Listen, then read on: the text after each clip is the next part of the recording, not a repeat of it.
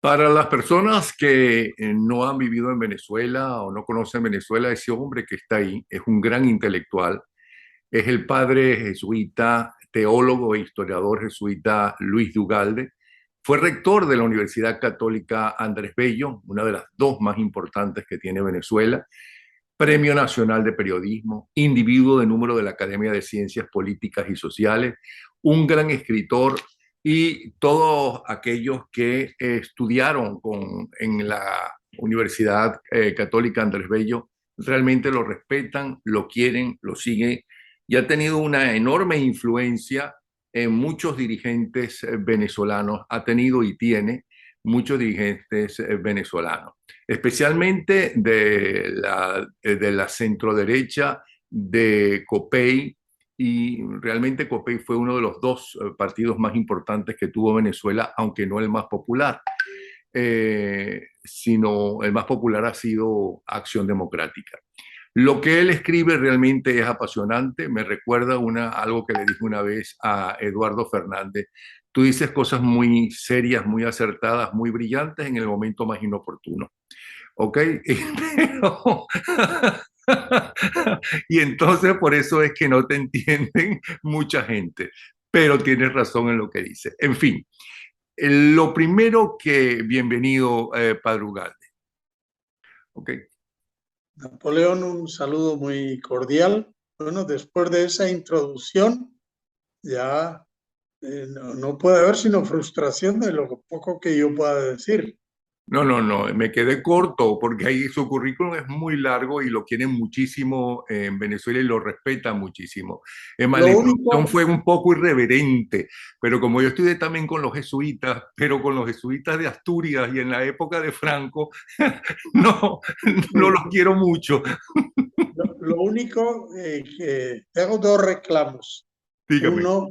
Uno en serio, bueno, soy académico de la historia también, o sea, de Ujú. ciencias políticas y de historia, pero el otro es que así como unos me hacen más cercano a la democracia cristiana, etcétera, otros me tachan de comunista. Y en tiempo de Copey me negaron la nacionalidad expresamente con la razón de que yo era comunista y no podían dar nacionalidad a un comunista. Ah, bueno, pero Esa es estuvo la una única época, corrección que te hago. De manera hubo que una para todos los época, gustos. hubo una época en que más de un jesuita fue acusado de comunista a lo largo y ancho de América Latina, por cierto. Así es. Bueno, su más reciente trabajo empieza así: la renuncia presidencial con transición razonable, negociada, sería la mejor salida. Pero ellos tratan de mantener esta revolución, entre comillas, con elecciones o contra ellas, aunque saben que el 80% del país quiere libertad plural, democrática, prosperidad, esperanza, hoy negadas. Y habla de la necesidad de unidad de eso que llaman oposición. Digo eso que llaman porque otros dicen que eso no es ninguna oposición, sino que están trabajando para el régimen algunos de los principales dirigentes, eh, y que están tratando a Maduro y su banda como sencillamente unos dictadores tradicionales, y no como una banda de delincuentes que nada tienen que ver con la política, ni con la izquierda, ni con la derecha, ni con el comunismo, ni con los nazis, sino que es una banda de narcotraficantes. ¿Cómo unir a una oposición sabiendo, y esa es la primera pregunta, sabiendo que eso es imposible? No va a haber un candidato único, porque primero es muy difícil que se pongan de acuerdo todos de verdad, verdad. Si gana María Corina Machado, esos que llamaban del G4, ¿no? ¿Cómo van a hacer para aceptarla? Luego, con las declaraciones, por ejemplo, del candidato de Acción Democrática diciendo que a esas elecciones, de la oposición, diciendo que no, él no puede llamar a Maduro ni dictador ni tirano, o la denuncia que acaba de hacer Miguel Méndez Fabiani, del diputado también de AD, o de lo que se hace llamar AD, pero que nada tiene que ver con el AD de Rómulo Betancourt, Robert Alcalá, que lo amenazó hasta de muerte por estar criticando su forma de ser. Le pregunto, de todas formas, ellos van a poner unos candidatos, y que de oposición ya puede ser Raucedo, ya puede ser Manuel Rosales, pero tampoco es que la narcotiranía es tonta. Entonces, ¿cómo lograr realmente esa unidad y que la gente crea en ese líder que van ellos a querer imponer? Napoleón, yo creo, coincido contigo, en que en el juego político que hemos heredado, Venezuela no tiene salida. Y esa es la mayor angustia. ¿Por qué? Porque normalmente cuando un gobierno es democrático y llega a un callejón sin salida, pues lo inteligente, ya llevas 20 años en el poder, es decir, bueno, vamos a encontrar una salida razonable y bueno, más adelante volveremos, pero vamos a unas elecciones y salimos de este callejón sin salida, que es lo que tiene que definir al gobierno y a la oposición no es las aspiraciones, con eso no van para el baile, como se dice en Venezuela. Tienen que decir, mira, el país vive una situación absolutamente desesperada, que a veces los que comemos completo no acabamos de entender. Hay 7 millones de venezolanos que se tuvieron que ir, eso es una tragedia tremenda. Y hay otro montón de millones, sobre todo los que están en el sector público, que tienen un salario mínimo que no llega a $10. Entonces, si este punto no es el que pueda definir a todos y cada uno de los candidatos de la oposición, evidentemente unas primarias y unas elecciones va a ser una triste situación. Entonces, por eso yo en ese capítulo hablo, por un lado, ser muy conscientes que lamentablemente lo que tenemos en el gobierno, en su ideología, dice, yo llegué al gobierno para siempre, como Fidel Castro, como Stalin o como Lenin, lo que sea. Es decir, la convicción de que lo más importante es mantenerse en el poder. Y el día que yo pierda la popularidad, ¿cómo me mantengo en el poder? Bueno, para eso tomé la Fuerza Armada. Entonces, de eso tenemos que ser conscientes. Los que están hoy en el poder, su ideología, lo que ellos creen que la salvación es aferrarse y para eso está la Fuerza Armada y la policía, etcétera.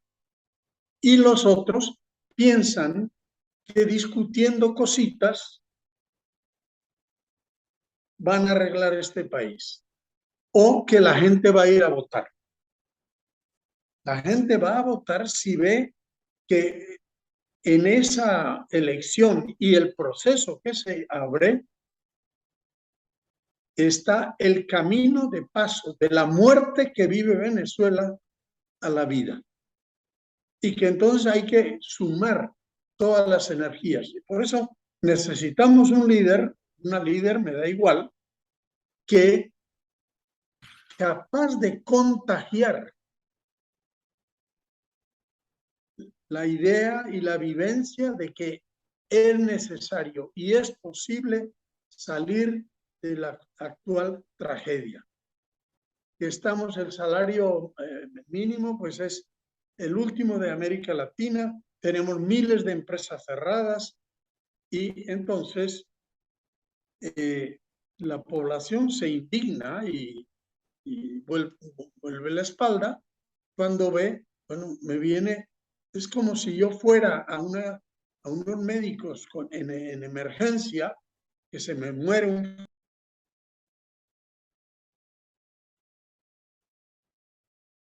No lo escucho.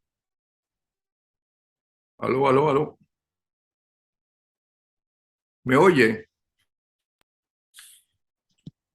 Y me encuentro con que los médicos están discutiendo detallitos, no, que la persona se está muriendo.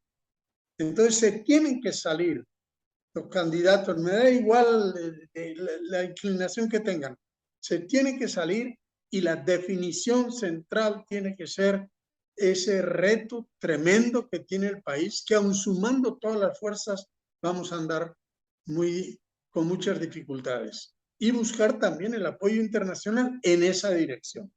O sea, esto es mucho más difícil, la reconstrucción, que la reconstrucción de Europa y de Alemania en 1945. Y es lo que no queremos entender. Bueno, claro, pero es que amaba a su país, ¿no? Creía que tenía la verdad y que todos esos países le correspondían a la raza aria y entonces las tomaba y demás. Pero es que estos no aman al país, esto lo que aman es el dinero y el narcotráfico que se consigue con el dinero. Y además, en este caso, tanto los dirigentes civiles como los militares están acusados en la justicia norteamericana que les tienen dólares, ¿cómo se llama? Precio a su libertad para llevarlos a la justicia, están en la Corte Penal Internacional. Ellos no pueden renunciar, ellos no se pueden ir de Venezuela, ellos no se pueden ir del poder, ni siquiera de Venezuela, no se pueden ir del poder. Entonces, la salida no puede ser una salida razonable, democrática. Tiene que, entre ellos España, cuando la Guerra Civil Española, tiene que la solución estuvo por las armas. En el caso de Pinochet, por ejemplo, era diferente porque Pinochet amaba a su país y con las presiones y los acuerdos, ¿no?, aceptó unas elecciones. Pero esta gente no va a aceptar de verdad elecciones libres y menos con el Consejo Nacional Electoral. Entonces, ¿existe realmente una salida pacífica para Venezuela? Mira, Napoleón, lo primero que no existe es la salida no pacífica. Lo primero que no existe. Porque nosotros decimos, como no hay salida pacífica, sí tengo la no pacífica. Bueno, la no pacífica es la que no existe. Entonces, el tema es la única fuerza potencial capaz de derrotar a los que no se quieren ir, estoy de acuerdo con lo que has dicho, es una pasión que centre toda la fuerza en la miseria que vive la población. Esa es la que hay que capitalizar, esa es la que hay que movilizar. Y no van a venir ellos a mí, que soy candidato, porque yo soy chévere. Yo soy el que tengo que ir a ellos. Y transmitir, y ese es el verdadero liderazgo, la capacidad de transmitir que es posible la salida en la medida en que nos unimos.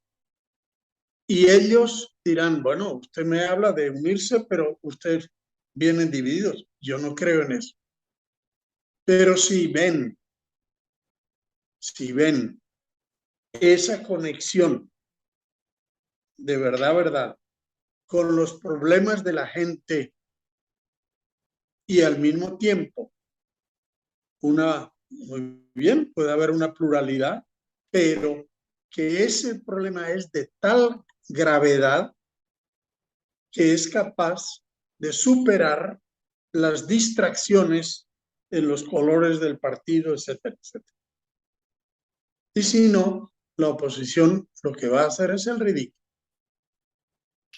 Bueno, no hay salida armada porque supuestamente la mayoría de los militares están también comprados, rendidos o desarmados. Eso es verdad.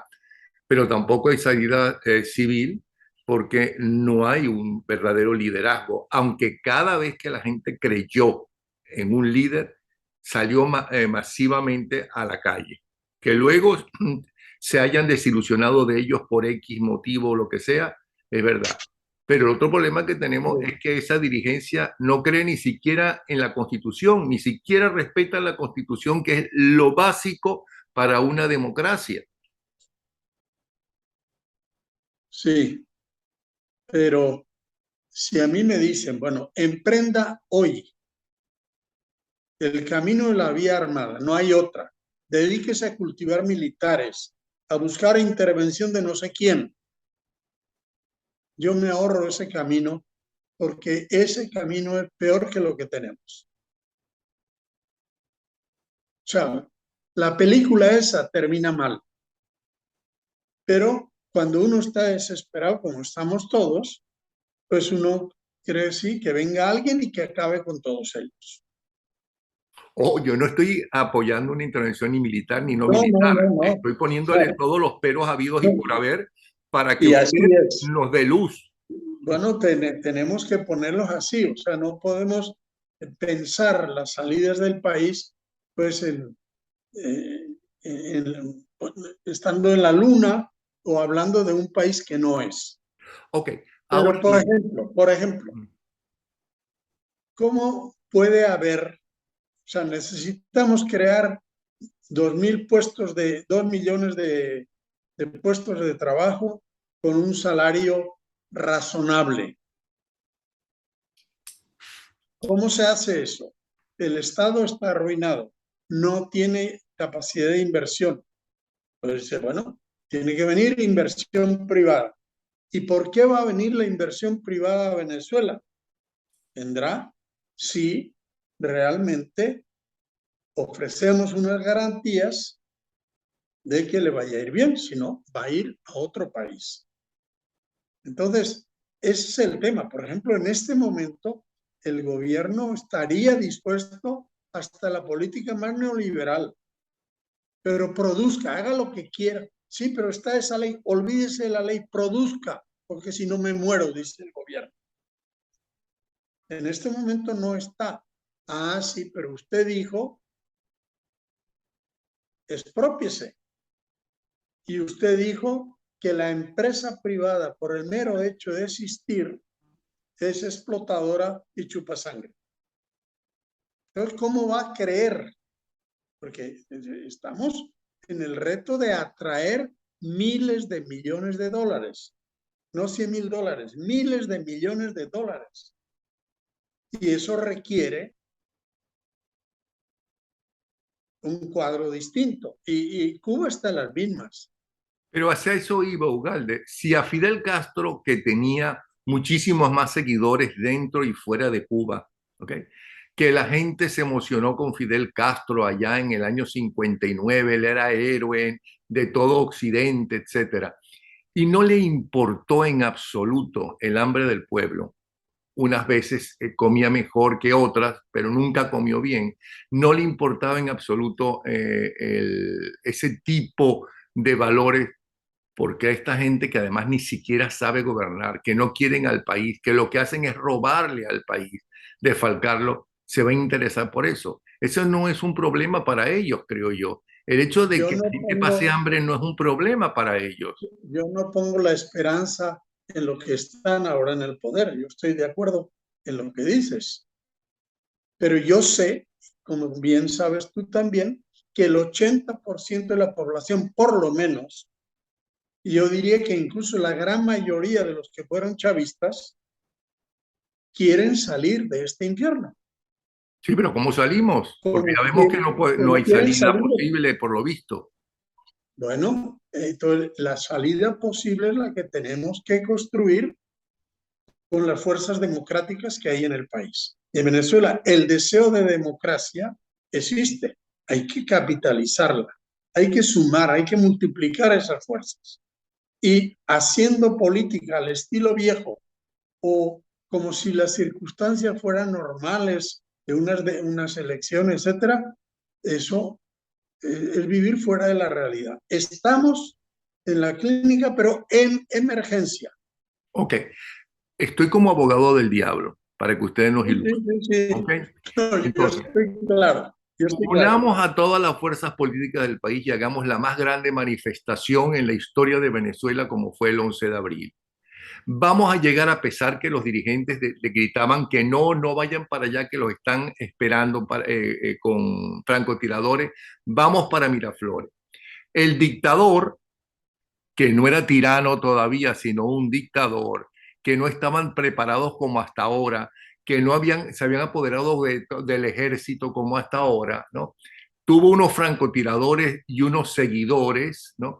que recibieron a esa multitud a tiros. El dictador es verdad que con el rabo entre las piernas fue caminandito hasta Fuerte Tiuna y renunció. Y ya sabemos lo que pasó después, no por culpa, por cierto, como quieren hacerlo ver los dirigentes políticos de Carmona Estanga, sino del despelote de los militares que volvieron a traer a Chávez Frías. Y es cuando él se da cuenta, bueno, pero aquí hay que cerrar todo realmente. Entonces, esa multitud va a ir hasta Miraflores y la van a matar, ¿o no? Esa multitud tiene que ir primero a unas elecciones, Con el Consejo Nacional Electoral. con lo que sea. Hay que ir a unas elecciones y las ganamos. A no ser que estemos previamente convencidos de que somos tan incapaces que el 20% va a derrotar al 80%. Pero perdone, Padre Ugalde, ustedes en la Universidad Católica Andrés Bello, ¿no? Unos conocedores de todo ese manejo, son uno de los que comprobaron, ¿no? Cómo se habían robado las elecciones y cómo solamente Chávez ganó para llegar a la presidencia, que luego fue perdiendo y perdiendo y perdiendo, pero el Consejo Nacional Electoral hacía trampa y ustedes descubrieron la trampa. ¿Por qué ahora el Consejo Nacional Electoral va a ser diferente a ese momento? No es el Consejo Nacional Electoral, es la población medianamente unida y concentrada en lo fundamental, no en las diferencias de A con Z, sino concentrado en lo fundamental y movilizado con la conciencia de que sus hijos no tienen futuro. Tampoco tienen futuro los hijos de los militares. Los militares habrá corruptos, obviamente, pero la inmensa mayoría está sufriendo como otros empleados públicos esta tragedia que estamos viviendo y no pueden desear el futuro de Venezuela como perpetuación de esto que se está viviendo. Y yo me atrevo a decir que eso incluso hay muchos, incluso que han sido ministros, incluso algunos que son ministros, que lo ven tan claro como tú y como yo, y están convencidos. Lo que pasa que, claro, hay que conjuntar la situación internacional, la nacional, hay un montón de elementos que van a ser absolutamente necesarios para la reconstrucción del país. Entonces, el énfasis hay que poner en la reconstrucción, el énfasis hay que poner, hay que decirle, mire, si logramos llegar al poder, lo que tenemos es esto y esto. O sea, cada persona, los que han estudiado y los que no han estudiado, tiene que ver a sus hijos en este infierno y ve en este proceso después de la salida de este infierno. Y ese proceso hay que visualizar y hay que darle credibilidad. Pero si venimos con pequeñas fuerzas y dedicados a tiempo completo a hablar mal uno del otro, pues la población dice, estos están en lo suyo, no están en lo mío. Es que están en lo suyo, en lo único que saben hacer, elecciones. Eso es lo que saben hacer. Ahora, ¿por qué usted cree, si por ejemplo nosotros los católicos creyentes en Jesucristo, ¿no? Estamos divididos, que si están por un lado los cristianos, que si están por un lado los protestantes, y estamos hablando de la creencia de un Dios y la creencia del Hijo de Dios, etcétera? ¿Por qué estos dirigentes que en líneas generales no han dado pie con bola, ¿no? Van a creer en todo, van a reaccionar con lo que usted está diciendo? Sigo como abogado del diablo, espero que esté totalmente equivocado con mi pregunta. No, evidentemente, eh, a ver, veamos situaciones históricas. En 1957, Pérez Jiménez organiza el plebiscito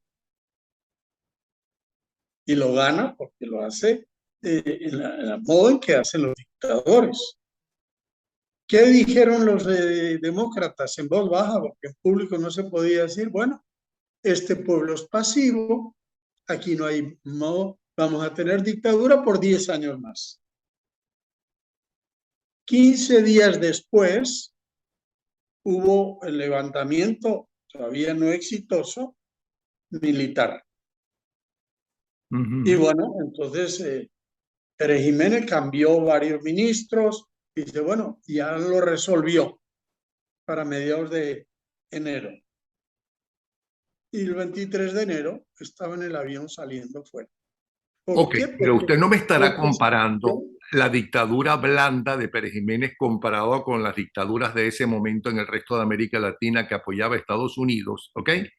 No me estará comparando a Pérez Jiménez y un hombre que quería el país, que hizo obras para el país, que fue un dictador y que tuvo torturadores, etcétera. No solamente Pérez Jiménez, en la Cuarta República también hubo sus torturadores, ¿ok? Pero ok, no me lo está comparando con estos narcotraficantes.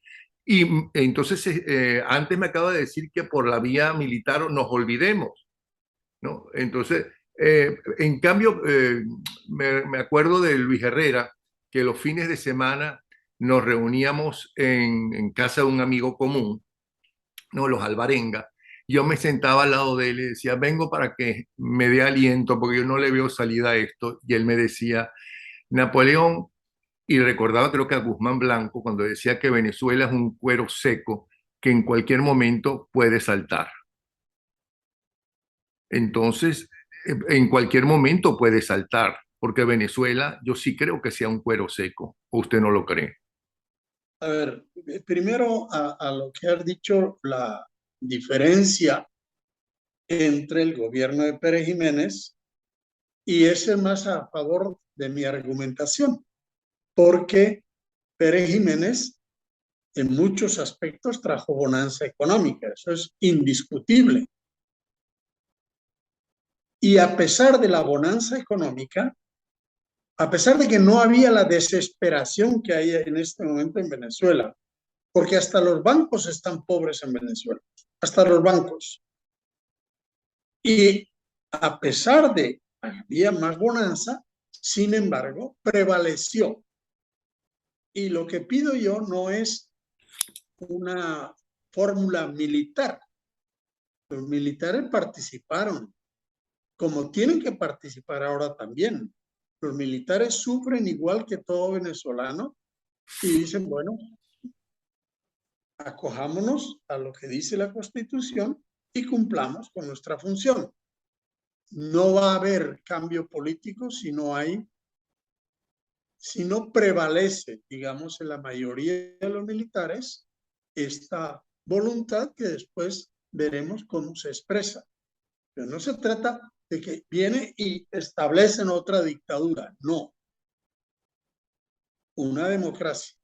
Y la reconstrucción del país, si viniera otra dictadura, no se daría porque no va a tener el apoyo internacional que necesitamos. Y por ejemplo, se dice, tienen que quitar las sanciones, claro, pero ¿quién tiene la llave de las sanciones? Maduro, Maduro. Por último, nos quedan solamente 3 minutos. ¿Qué debemos hacer nosotros los civiles? ¿Qué debemos hacer nosotros los militares eh, para cambiar la situación? ¿Qué le diría a ellos, especialmente a los civiles, que usted tiene tantos seguidores entre civiles y militares? Pero empecemos por los civiles. No, yo lo que digo es tomar en serio, no trivializar. Cuando tú ves mamás, pero es que no son dos, que pobres siempre hay. No, no, no. Es la ley general, es que haya hambre en las familias, en millones de Ok, venezolanos. entonces están buscando qué comer ese día y qué darle a sus hijos ese día. La mayoría de los civiles, ¿qué debemos hacer? Entonces, la mayoría de los civiles tenemos que hacernos eco y hacer sentir que eso, a mí no me importa el partido A, B y C, sino me importa que el partido A, B y C sumen fuerzas para este problema de fondo que es la miseria del país, la no inversiones en el país, el aislamiento del país, el endeudamiento brutal del país, y sigue saliendo, porque uno dice, Pero bueno, eso ya se se quiso está. hacer con Guaidó. Guaidó unificó al país y lo siguieron. Y después fíjense lo que hicieron con Guaidó. Primero no lo quisieron, ¿cómo se llama? Juramentar como presidente interino. Luego hicieron un gobierno interino que ellos mismos, tengo entendido, por un acuerdo con el régimen en México, acabaron. Ahora tienen un régimen parlamentario. Eso ya se hizo y no pasó nada. O sea, no hicieron, no fueron coherentes con lo que estaban haciendo. Mira, los cambios no ocurren la víspera. Te estoy diciendo, los sabios venezolanos en la Navidad del 57 creían tenemos dictadura para rato. Acaba de ganar ¿cómo se llama? Un plebiscito, etcétera. Y sin embargo, había mar de fondo silencioso, porque tampoco es verdad que salieron millones de caraqueños a la calle y entonces escapó. No, los millones salieron después. Sí. Entonces, Después en resumen, porque nos queda un los minuto. militares tampoco lo corrieron a tiros, Ujú. sino le dijeron, mire, hasta aquí hemos llegado. Sí, y Cosa que le hubo dos pasó también, gobiernos de transición, dos juntas cívico-militares donde había cosa que le dos pasó a representantes. Pinochet. A Pinochet le pasó lo mismo. Ujú. ¿Cómo se salió Chile de Pinochet? ¿A tiros? No.